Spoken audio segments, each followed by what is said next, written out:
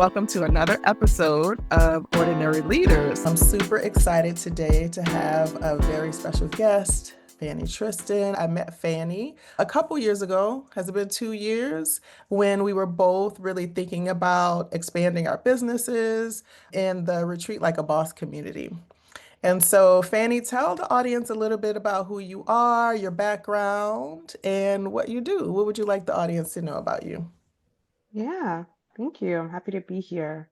My name is Fanny Tristan. I am a licensed clinical social worker, psychotherapist, and coach for single women of color. I have about 15 years of experience in mental health working with Black and Brown women and their families. I currently have a private practice where I work with firstborn daughters at the intersection of birth order and trauma. So I do trauma treatment with them. And I also have my coaching practice for single Black and Brown women called Her Soul Supply, where I teach them tools and create curated wellness events for them to build community and just stop feeling stuck about their singlehood journey. I love that so much. And both of those identities are identities that I share as a firstborn daughter. I wanted to start us off with a little bit of trivia. I wonder how good you are at knowing firstborn daughters in TV shows. Oh, okay. First question, do you remember the name of the oldest daughter on the Fresh Prince of Bel-Air? Oh, Hillary Banks. Yes, Hillary Banks. What characteristics of firstborn daughters does she exemplify? That's a good question. I mean, Hillary's kind of known for being very confident. Yeah. She's known for being very enterprising. Okay. Hmm. Even if it is asking for money from daddy, Money. it is still somehow becomes her money. That was a show about a very privileged family, right? And Yeah. so the Mhm. kids Yeah. didn't really have many other responsibilities Yeah. besides themselves and Uh-huh. their little worlds that they had. But I would say that Hillary's biggest firstborn daughter quality is her independence and enterprising nature. Yes, yes, yes. Love Hillary and all of her shenanigans.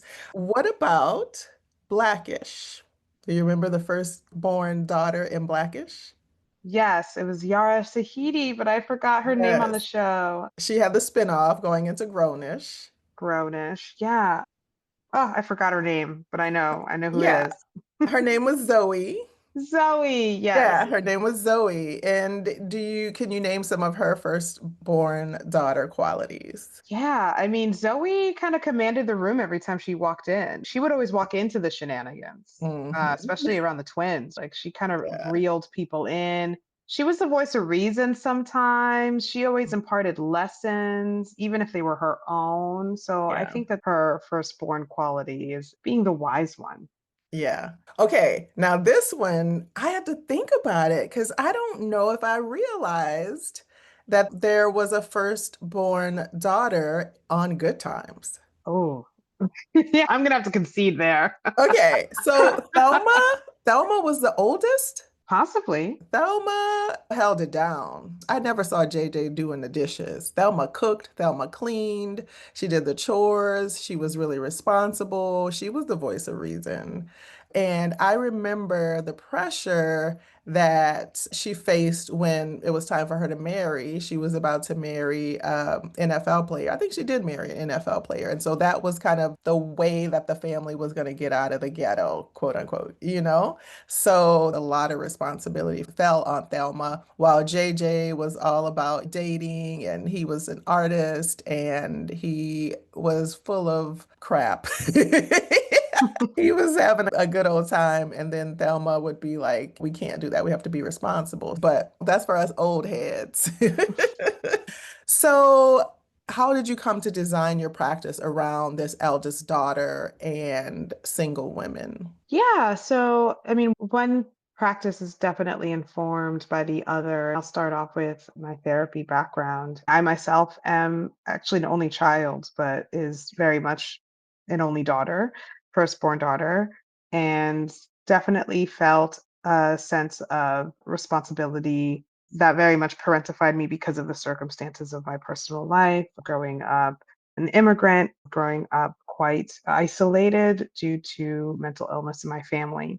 And so I was very parentified and had to really become a caregiver early on in my life. So I think that informed a lot of the way that I had relationships with people, the way that I defined my value to other people was around helping people, which I think is something that's very specific to firstborn daughters because you tend to be the one that gets the feedback loop of good job because you're helpful. Naturally, a lot of firstborn daughters gravitated to my practice, especially Black women, because I am a Black therapist, I'm a Black female therapist. And so a lot of people were gravitating towards me, wanting to really address issues around family, discovering some things that maybe they didn't even realize were trauma. And there was a trend. A lot of them were oftentimes parentified, oftentimes the ones that were kind of like the golden child of the family, high performing, perfectionist, oftentimes struggling with control and high standards, often felt betrayed by others because they didn't live up to the standards, right? And so that often causes a lot of interpersonal issues because it's hard to build community, it's hard to build trust, it's hard to build love with folks when you feel like your role in their life is to take care of them and you're not really sure the ways in which you can be taken care of as well. Those themes kept coming up in that work. And so I really wanted to keep learning more about birth order, how that shows up. There is some research around it. There's a few books around birth order that really go in deep into every different type of role. However, there's also a lot of variables that cause shifts in roles. And so when I usually define a firstborn daughter, it's not always the eldest child. It's also just the first girl because gender often plays a huge role in the way that you fulfill a role in your family system because we live in a very patriarchal society. So even if you have an eldest brother, there may be a lot of things going on specific to his role that are very different to yours. There are other variables such as mental illness, disability, trauma, poverty, all sorts of adverse childhood experiences that actually mix up the birth order. And so you may think you're the baby of the family, but if you're the girl, that actually changes a lot. Or if the sibling above you struggles with mental illness, that also changes the order of things. Kids are dethroned. It's a very, very interesting topic. And so I really did my due diligence to learn a lot about that and finding how it crosses with how trauma symptoms show up, not just within the family system, but how it kind of stays with you throughout your life and in other relationships. That's really the core of the work at Restority Space is that section of birth order and trauma. And I also noticed another pattern where there were a lot of single women coming into my practice, single Black and Brown women who felt like their presenting problem was that they were single. They had a lot of discomfort around the idea of being in their 30s, being in their 40s, and still single. Some who have just been in a cycle of breakups, some who were actually going through the grief of divorce, right? And really struggling to find their footing. And some women just never being able to identify a successful relationship or any kind of healthy relationship, long term relationship in their lives. So wanting to go to therapy to address that is their issue. And I just realized that for some of those women, there were some underlying things going on, and we did a lot of great work together. But I think for honestly, most of the women, there was nothing wrong with them because ultimately being single isn't a problematic symptom of a diagnosis. It is not a problem to be had. But women are often convinced that it's a problem and that they're the reason why it's a problem. Yeah. From my social work background, I think a lot about systems and the systems that we live in. We're not just like a person with our brain and everything's going on in our brain, but we are humans interacting in community in systems. So I really made a point to not want to diagnose these women because I'd be part of a long line of healthcare providers who often targeted women for not following a status quo. And I didn't want to be a part of that. I didn't want to be a part of the same side of history where people were calling women hysterical because they were unhappy with being in these patriarchal roles of submission, women who were getting lobotomies because they were depressed. There are just so many cultural, systemic systems that are created that tend to not really benefit women completely or all women. Then women speak up about it and they're seen as a problem or they're seen as ill. In modern day, I think the single woman in her 30s or 40s is kind of that, where you're kind of targeted like, that doesn't look right. What's your purpose in life? What do you mean you don't want children? Your standards are too high. I don't think it's a coincidence that that's happening at the same time as people being really concerned about the birth rate being low, or that there is a loneliness epidemic amongst men, that women are getting this pressure of, what are you doing? Men need support too. Why aren't you settling? And I think women have gotten to a point where there's nothing wrong with independence. They are able to financially support themselves. They do not feel oppressed by men. And so they don't have a need to settle. There's been a big tide that's turned, and sometimes women have needed a soft place to land around it because they're constantly around that noise that they're actually the ones doing something wrong. So I've really created a platform with Her Soul Supply to educate them about these things, to help them learn these things in community so that they know that they are not alone. And that's actually really nourishing to do that in community, and for us to have experiences around the world so that we can kind of be reminded of how big the world really is. I love that. First and foremost, I will just say that I'm fascinated by this firstborn daughter phenomenon because all this time here I was thinking like I was a born leader.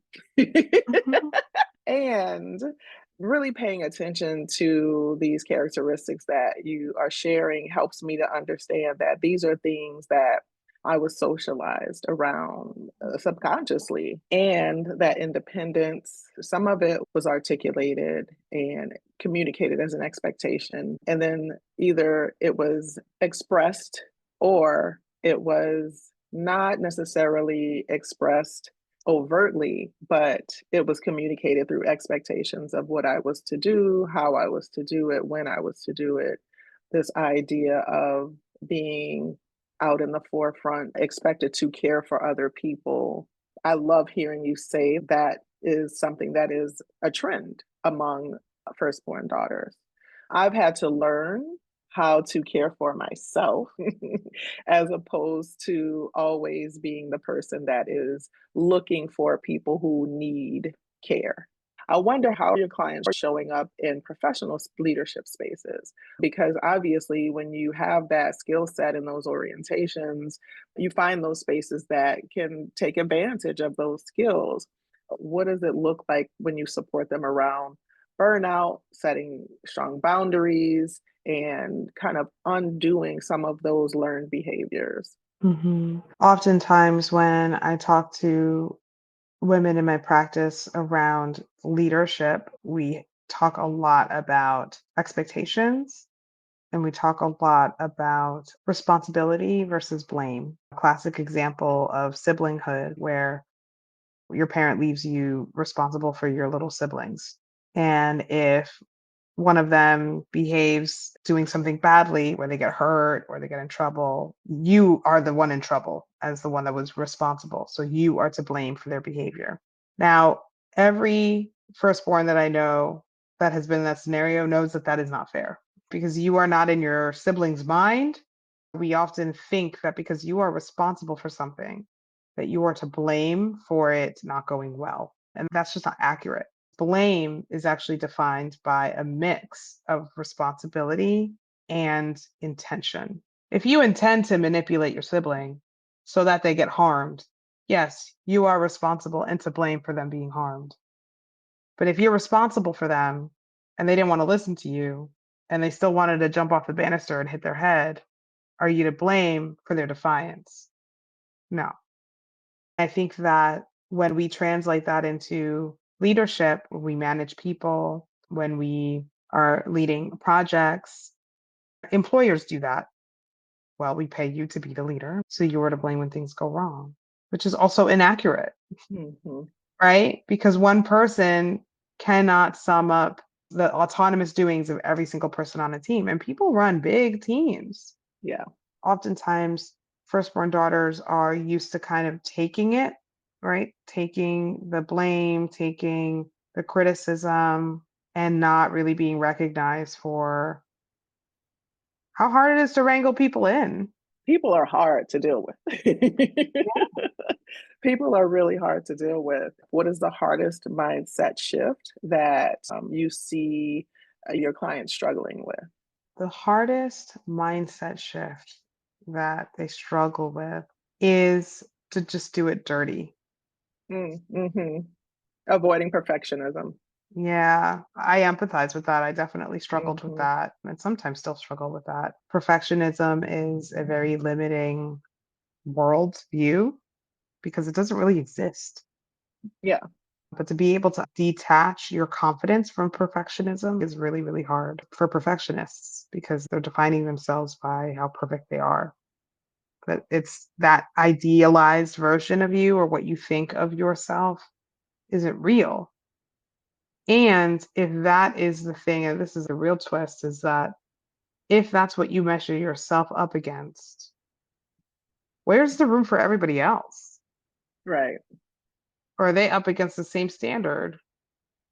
Yeah, I had to learn that as a parent. Parenting taught me that my expectations aren't fair for other people who have different skills, who have different gifts, who have different ways of showing up in the world. And I noticed that there were times when I was actually causing harm. And that wasn't my intention. I had unrealistic expectations for everybody. And where did that even come from? I created these expectations for myself and for other people. And so I had to make a shift to really communicate care and support and even offer that to myself. I remember when I was working in schools pushing out a communication that was school wide and looking at it again and being like, oh my God, there is a grammatical error. And having my whole body feel hot because I was so embarrassed and nobody cared. I recently saw a video or interview from Kev on Stage. He's a social media influencer and he's a producer and he's a multimedia guy. He was talking about this idea of perfectionism in that space. And he said that Game of Thrones actually filmed a whole episode in the Starbucks cup was in it somehow. And Starbucks is so out of context for Game of Thrones. And he said, listen, there are the actors, there are the directors, there are the editors. Nobody caught it. And Game of Thrones has this amazing multi-million dollar budget and has all these people working behind the scenes. And that didn't stop them from being able to produce the show and have it do extremely well and maintain its popularity. But we are afraid to record ourselves doing X, Y, or Z. And we are afraid to produce things just like I was sharing. I produced that communication, right? And it had an error in it. We are terrified because we are holding ourselves to this unrealistic standard. And I felt that in my body. So imagine the compounding of that over and over and over again because we're carrying this sense of perfectionism with us. It definitely starts to impact us negatively. But you talked about something that I want to go back to because you said that your practice is trauma informed, and I wonder how you define trauma. I know you said you mentioned adverse childhood experiences, but how do you define trauma? Trauma is the subjective experience of being in danger. When you feel like you are physically or psychologically in danger, your body has a reaction. The most normal reaction that our bodies have had since the beginning of time. It is a natural response to fear. That's honestly what I think of as the very basic definition of trauma, which is very different than a lot of other people think of it. And they think it's like specific events. But I think there's big T trauma and there's little T trauma. A lot of people think of big T trauma as like a medical emergency, you need an ambulance, a natural Hmm. disaster, like these really big, big events. Trauma can also be little T trauma, which can be being bullied your whole life. Hmm. living through your parents' really painful divorce, Yeah. growing up with a mentally unstable parent. Yeah. I think a lot of people have a hard time with that concept because I believe, like you, it is subjective. So if something's affected me adversely that is not affecting you adversely in the same way, doesn't mean that it's not traumatic for me because it's Mhm. just because it's not traumatic for you. I wanted to clarify that because in the work that I do, I often see people in work environments. I'm coaching them and I recognize that they're in a work environment that's traumatic. And it's really hard for me to say that to them up front. I have to kind of work with them to get to that place. I think people need clarity around how to define trauma and its impact on our bodies and our minds. What do you see in your practice around that in firstborn daughters that might be a little bit different from how most people see trauma or define Uh, trauma? Well, I mean, I think in terms of the type of trauma that firstborn daughters experience, it's Mm. hard to get through this life without experiencing trauma, Yeah, unfortunately. And so there's a huge range of the kind of things that women experience. But I do think that the ways in which we cope with trauma tend to be very consistent amongst firstborn daughters, which is often yep, minimizing symptoms. We're big avoiders. We don't have hmm, time to deal with the trauma. So we yeah, convince ourselves that it's behind us, and because it's in the past, it no longer can affect us. Any feelings about it are inconvenient because they waste time and energy, and I have other things to do. What people don't realize about trauma is that the number one biggest symptom of PTSD is actually avoidance. mm, hmm, And avoidance is the number one symptom that really keeps people stuck in what they call non-recovery of trauma, mm, which means you're walking around with your trauma, not paying attention to it, and you're kind of trauma reacting in all yeah. of these different ways without noticing it because you're in this non-recovery phase. Yeah, I think about that, especially in the workplace. Sometimes work is a consistent space, and there are a lot of people in the workplace. And so we're just triggering one another pretty often. And I love that you're talking about the fact that we bring all of these identities to the workplace or into relationships. And if we haven't processed and dealt with and done the work of healing, then we get triggered again. Some people aren't able to recognize that that's what's happening to them. And they don't understand, why am I having all of these conflicts? I've had to really ask people to hold wherever the tension is. Can you just hold that and try to think about what's really going on? You're reacting to something that's really a surface level thing. What's underneath that? That's an activity that we call empathy mapping, when folks are just trying to figure out not only what's going on with me, but what's going on with the other people around me so that I can really connect and be in community. Speaking of community, how important is community for your firstborn daughters and then the folks who you are coaching around singlehood? And what do you see as the biggest barriers to building community for both of those groups? Hmm. That's a good question. It's really important to build community for anybody. It's a human need. So I don't think that total individualization is great. Firstborn daughters really need community. There's a real hyper individualism that happens because you're used to doing everything yourself, or you're so determined to do things your way that you'd rather do them yourself than submit to doing it in the way that other people have done it. Okay, stay out of my business, okay? Right. And like that shows up in marriages all the time. Relationships, it's like, "Ugh, I'm not even going to ask them to do it. I'm just going to do it myself because they're not even going to do it right." You see this with moms. It's called maternal gatekeeping. And you really just don't give people the opportunity to rise to the occasion. Even if they're going to do it differently than you, your ability to sustain the discomfort of something being done differently than you, that the world Yeah. isn't going to collapse because someone made a grammatical error, It's right? so uncomfortable to wait and watch people do things differently or not the way you want. And it is a practice. I name everything as a practice, and you have to start somewhere. So I hear you loud and clear. Yeah, yeah, it can really foster that problematic individual nature that backfires because that just drives burnout to never depend on anybody for anything. I think that for single women, there's a lot of loneliness that occurs because we often grow up in a very patriarchal landscape. We are often convinced that these are things that only men can solve for us: financial stability, romantic connection, attention. When I dive deeper with my clients who feel like they're sick of feeling like something's missing and they always think that it's a relationship or they think that it's a boyfriend or a partner, then we really dive into those things and it's like, do you need a man or do you need someone to be open, like truly open with? Do you need a partner or do you need to feel stable? Do you need a better safety net in your life? Yes, Be- yes, yes, yes. Because that same person has a girlfriend that's in a relationship that sometimes also feels like she doesn't have those things, Yep, right? absolutely.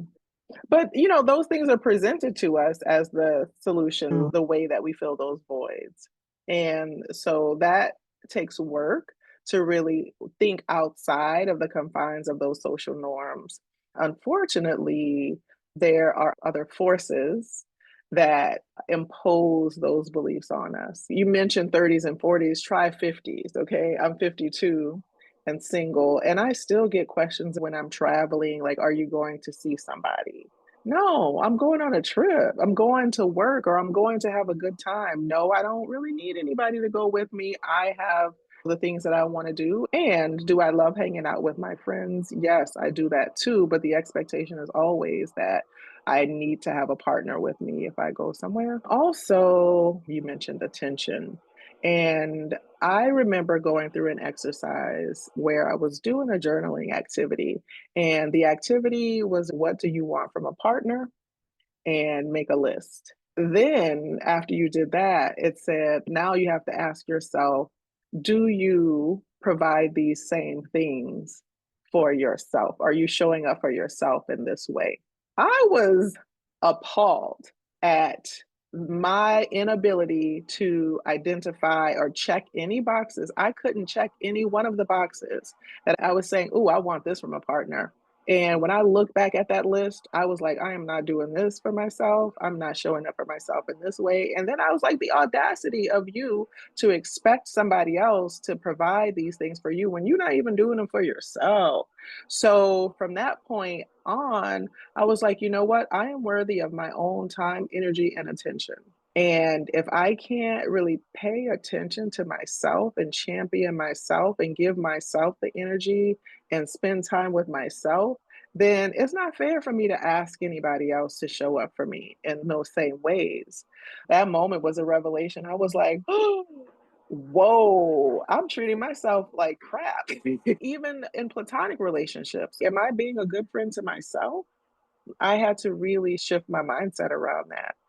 It took a lot of work and it took me a long time to get to that point. I was probably in my 40s at that time.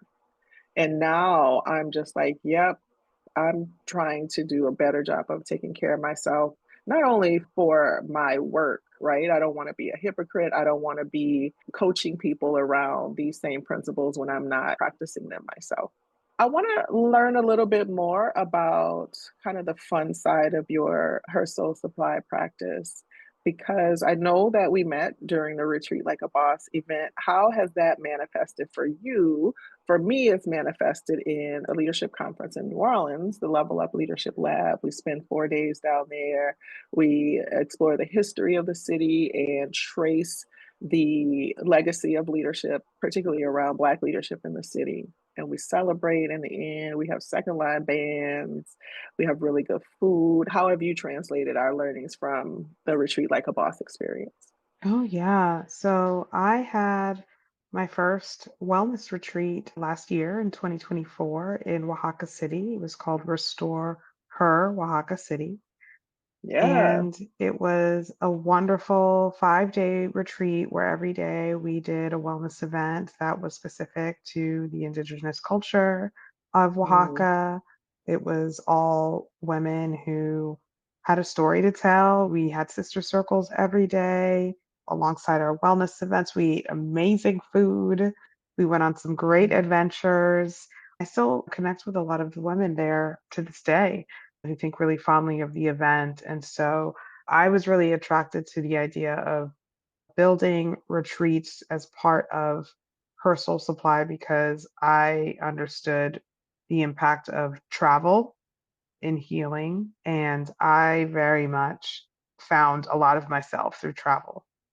And so I knew that as part of my three-part framework, that last third part was about settling into community and wrapping back around into how do I now contribute into the world?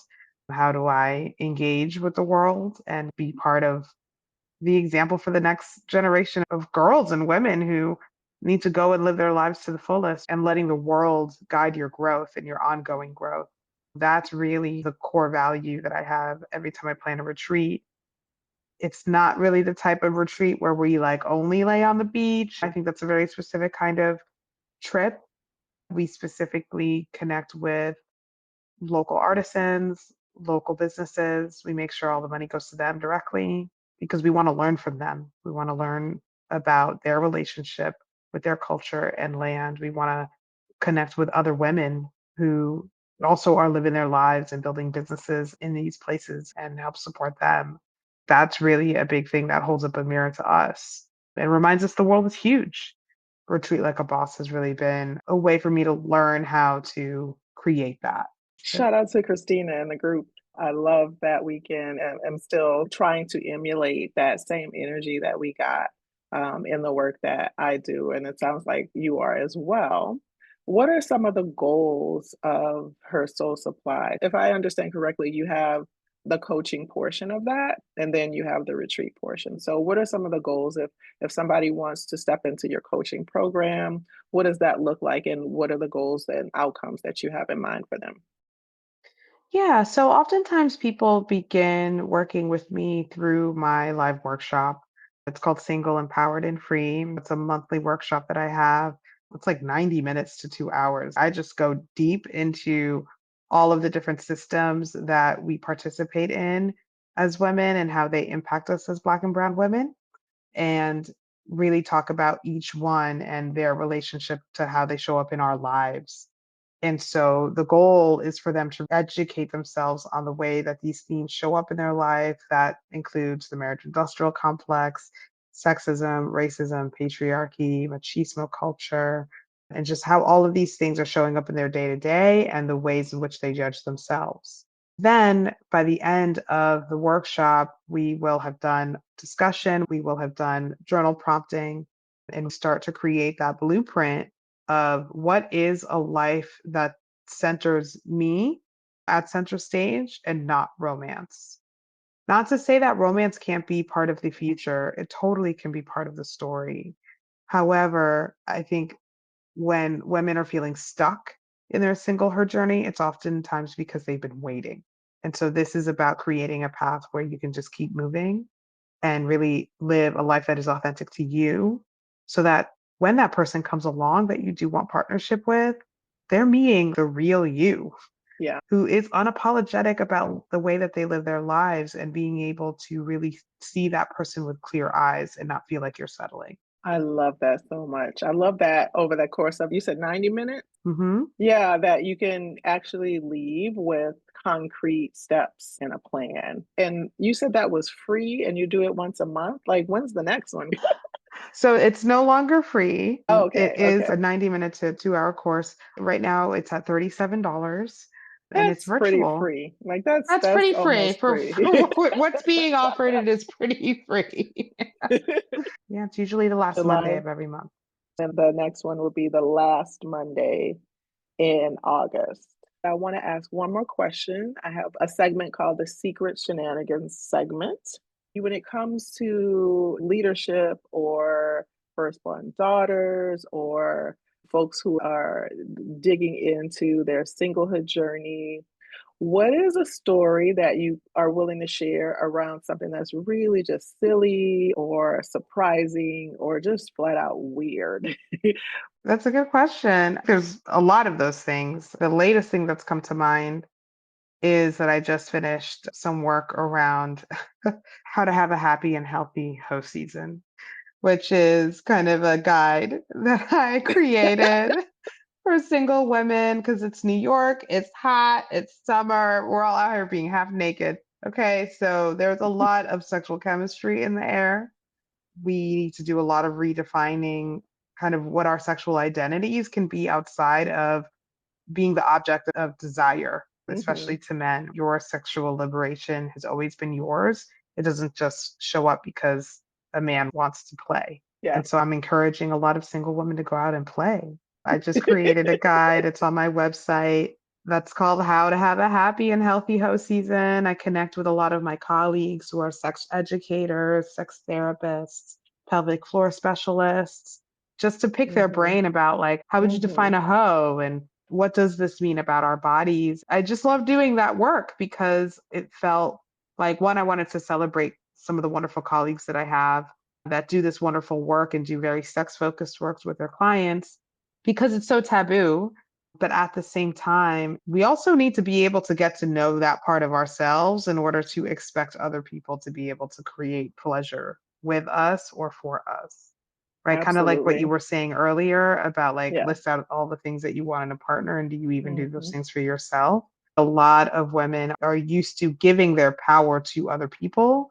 And so when it comes to sex, it's like you don't even know what that looks like for yourself. But we have this full on expectation that whoever we're attracted to needs to know how to kind of work this machine. And it's Yeah. not really the case. I think about us really, even from puberty, understanding our bodies and us teaching the next generation of girls as they grow into women how their body works and exploring their bodies and understanding what pleasure is and what it looks like for you. This is a long standing conversation that happens in education circles as well around sex ed and around parents who don't want to have their kids learn about sex education or the physical body, like the human body, just understanding the parts of the body. There's so much taboo around that. And so I love that you're doing that. And I also have noticed more and more women identifying and reclaiming this idea of that whole phase, making it less taboo and using it as a form of liberation and offering each other coaching around what you need to keep in your purse and all of those things. I have a girlfriend and we just cackle a lot about how bold folks are these days around owning that part of their lives. And I love it. I love it. I love it. Because the truth of the matter is, more and more women are not getting married and are not even partnered. And so, how do you take care of yourself in that way? And who is having that conversation in a healthy way? So it's not just foolishness on the internet. I love that you have professionals, that you have people who are deeply studied in these areas and you've collected that advice. So I'm going to be asking for a friend. I'm going to be going to this website for a friend. Okay. I hope they enjoy. Fanny, thank you so much. Is there anything else you want to leave the audience with before we close out? If folks are interested in learning more, definitely come to a workshop. It's a great time. It's a great way to meet other people that are on the same page and seeking to learn more of what else is out there. And remember that there's absolutely nothing wrong with you for being single. I love it. So, if they're interested, where can they find you? Where can they access the links to the workshop and find out more information about your work? Yeah. So they can go directly to my website, hersoulsupply.com. I have a section called freebies. So I have a few different guides. The host season guide, I have one on combating loneliness, building trust, and making new connections. I also have a blog that I post every month on there. Folks also can follow me on Instagram and they can access those things there. And I have a newsletter so people can kind of get even deeper tidbits on a weekly basis. Love it. Her Soul Supply on Instagram. Restority Space is also on Instagram, and the website for Restority Space is restority.space. Thank you, Fanny. This has been great. I appreciate you so much. And I can't wait to hear about the rest of the amazing work that you continue to do. Thank you for showing up for us oldest daughters, for us single women. I identify so much with your work and appreciate you. Thank you. Oh, thank you so much for having me. Thanks for spending a few minutes with me today. I hope this episode reminds you that leadership is within your reach, flaws, fears, and all. If this episode resonated with you, feel free to share it. Feel free to email me at wecoachingandconsulting@gmail.com. And as always, remember that you are already enough and you have everything you need to lead right where you are. Until next time, take care, stay courageous, and keep leading with love.